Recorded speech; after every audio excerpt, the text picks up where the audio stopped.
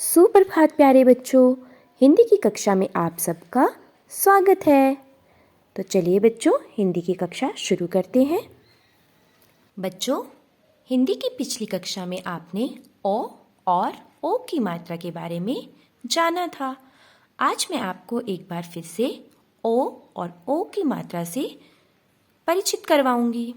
ठीक है, ये स्वर तो आप सब पहचान ही रहे होंगे। ये है ओ से ओखली।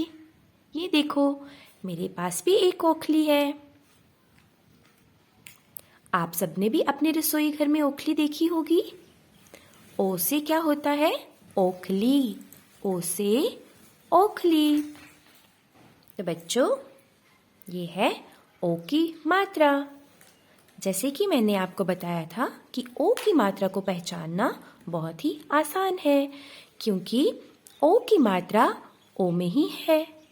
जब हम अ को छुपा देते हैं तो पीछे ये मात्रा रह जाती है।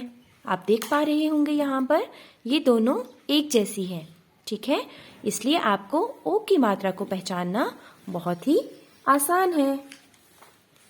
यहाँ पर देखिए, अब मैं फिर से अ को छुपा देती हूँ और देखो पीछे क्या रह गया? ओ की मात्रा। ठीक है, तो आप इससे ओ की मात्रा को अच्छे से पहचान पाओगे।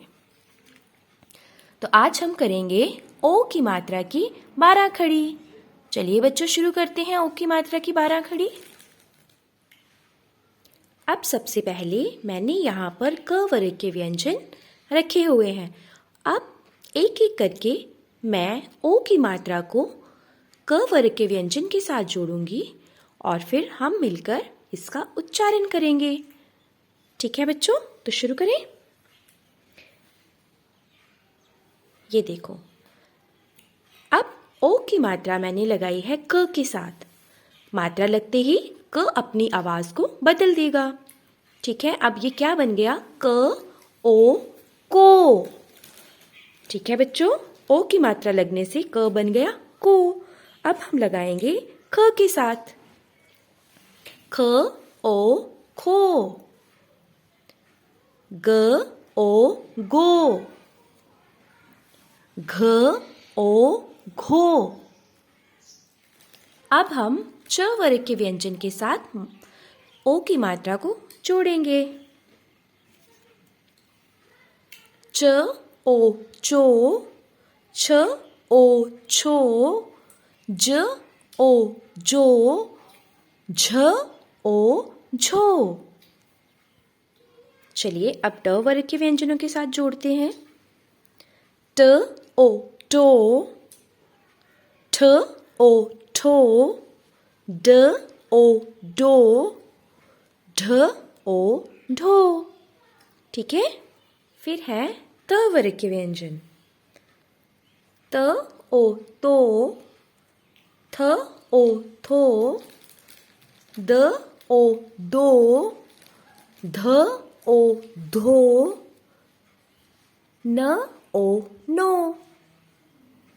उसके आगे है प वर्ग के व्यंजन। प ओ पो। फ ओ फो। ब ओ बो। भ ओ भो।